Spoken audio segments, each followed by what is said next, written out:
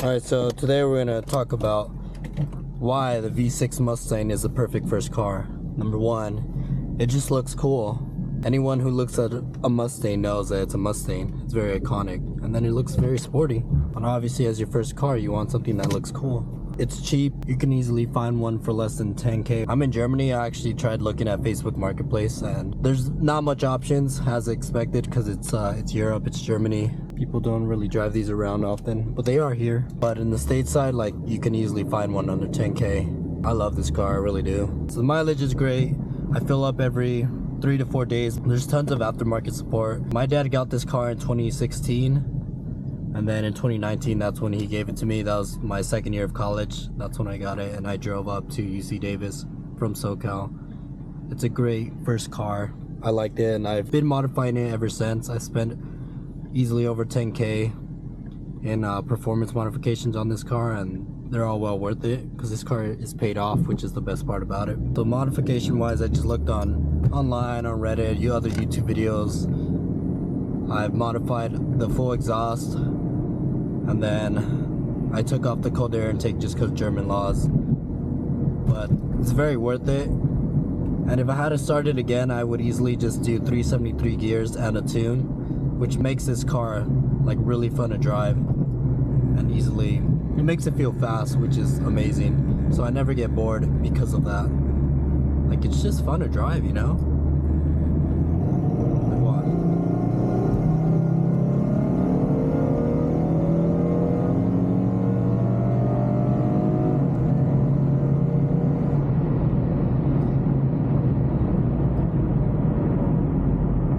Like, that never gets old. It's really fun to drive.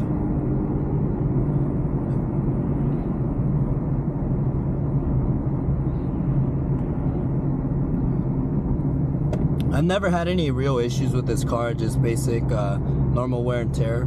The only real issue I had, and it was completely my fault, was when I went cheap and I bought a one-piece steel drive shaft, and that vibrated the car at high speeds, which ended up cracking the transmission.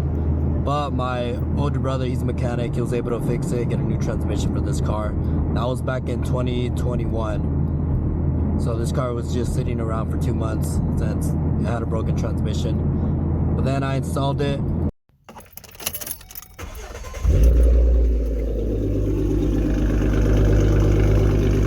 And right after that, I went to the track. I was a little nervous taking it to the track because I had a new transmission. I didn't know what could happen, but nothing else happened. I've been to the track 3 times ever since and no issues.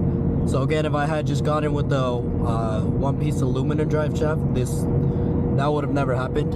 And I did get the one-piece aluminum drive shaft eventually, and it's on this car. As you can see in my previous videos, I have it. No issues whatsoever. Full suspension kit on it. The K Control Sport coilover kit is on it. It just makes this car like a little lower to the ground, like very stiff to drive, so I can feel everything. A lot of bumps. Aside from that, like it's so much fun to drive. I've taken it on so many road trips, going back and forth when I was in college, from NorCal to SoCal and vice versa. No issues. Like, I've driven through the PCH, no issues. The 395 Yosemite down to SoCal, and then I've even driven it to my army training from Cali all the way to Georgia. No issues whatsoever. Again, just like normal wear and tear, no more maintenance that you have to fix, especially if this car is at 147,000 miles. So you're bound to change like the alternator, the spark plugs at 100K miles. I did have to change the AC compressor, whatever that part is called. That was an expensive part to change, but as the car gets older, you gotta be wary of those.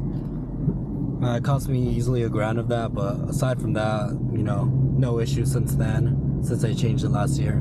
So this car is very easy to drive as well. It's an automatic, as you can tell. I didn't get to choose it. My dad got it in 2016, but I mean, I'm fine with it. I really don't care. As you get older, I don't know if it's just me, but as you get older, you care less about automatic manuals, since automatics are faster anyways. I guess a manual would be cool to drive on a day-to-day basis, but I don't know, I've never driven it, so it is what it is. But I did drive this car when I was in high school. My dad let me take it to school, which was really cool. and I got to show off, and it was really cool parking in the teacher's parking lot and just seeing my car there.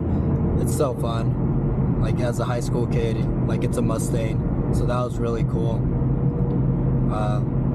I've used and abused this car so much. I drive it like like it's meant to be driven. I've taken it to the track, and then I went back to a scuba dive shop to fill it up with scuba gear, and then the next day I drove a few hours to the beach so I can scuba dive and then drive back to campus. It was pretty dope. I saw 2 sea stars and no issues whatsoever. Like, you can use and abuse it all you want, which is awesome, man. You'll never have any issues as long as you maintain it, which it's very easy to maintain. It's very cheap to maintain as well, except here in Germany. I know if I go, like, literally getting oil off base, it's easily over $100, which is insane. So I'll just buy my oil on eBay or on base if they have it, but that's really not that big a deal.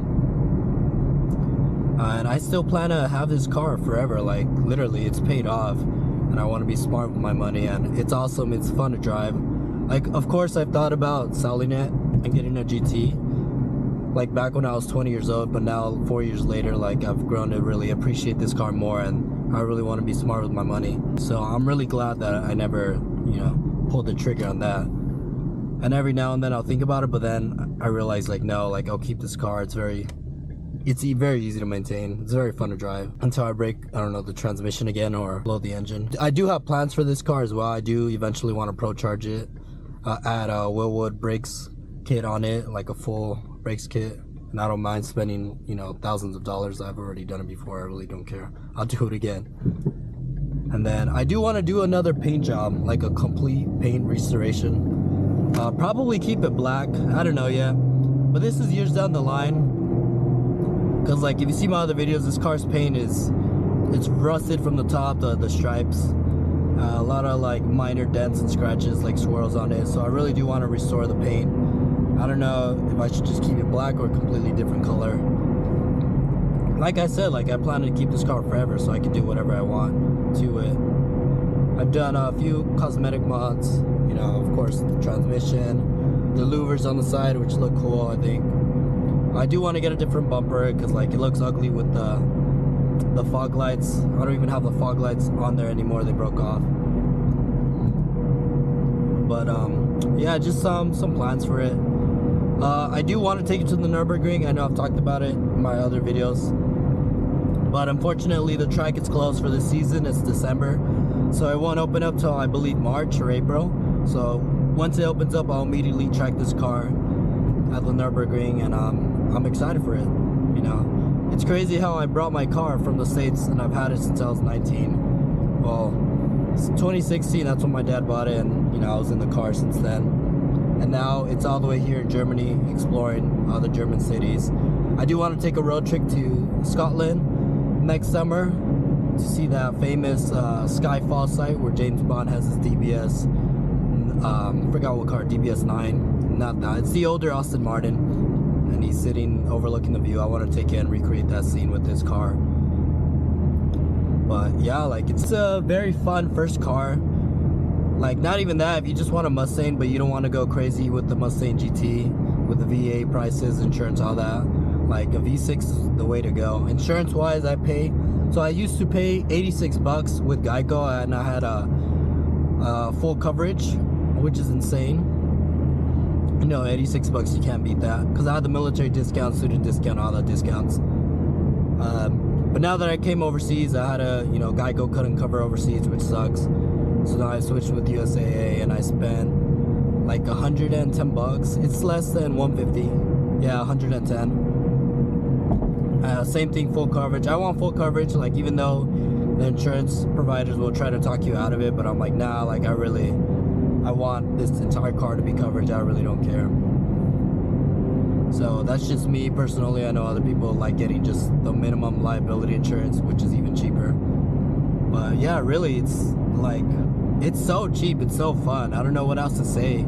Like, people will talk smack about it because it's a V6, but generally, like, I really don't care. I never have, never will. That's why I put so much money and mods on it. because it's my car. It's so fun to drive. Like, it looks cool too, like with the badges on the side, like blacked out, and then I put the gas cap, the aluminum gas cap. It looks really cool. I mean, you can't tell me it looks ugly. Like, I wouldn't believe you. But yeah, I recommend it. Like, I'm been a Mustang guy forever, since I was a kid. My dad had an 04 V6 Mustang, and then now he got this one, and now he gave it to me, which is awesome. And like I said before, the next car I'll get, like, it's not gonna be a GT, it's gonna be a Shelby GT 500. But that's a few years down the line. I really want to get a house, and then I'll get the focus on the car next. But as long as I'm in the Army, like, it's a great paying job as an officer.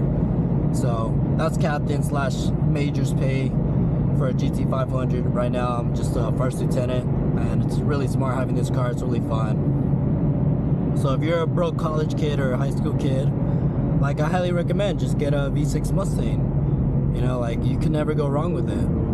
I've already listed all the great benefits to it. It's very cheap, very cool to drive. Like, don't go crazy on your first car. Like, there's absolutely no reason for you, because you're gonna ding it. I have scratched this car before just parking on tight parking spots, and I fix it on the right door. But like, as your first car, it should be the one that you could mess around with, play with, and use and abuse it like you should. And this is my first car, and I still have it, and I don't plan on getting rid of it anytime soon. Like, my whole channel revolves around it for the most part. I try to film other cars when I go to museums, but it's really cool.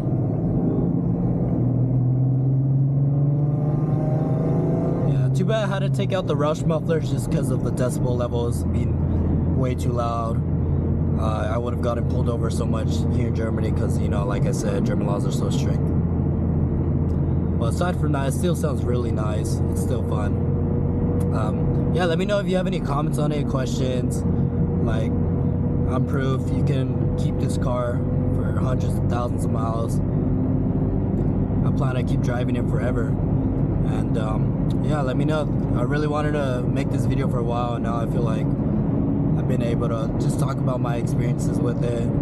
But let me know in the comments below what you think, or if you don't like it for some reason, or what other cars, first cars, y'all recommend having or getting.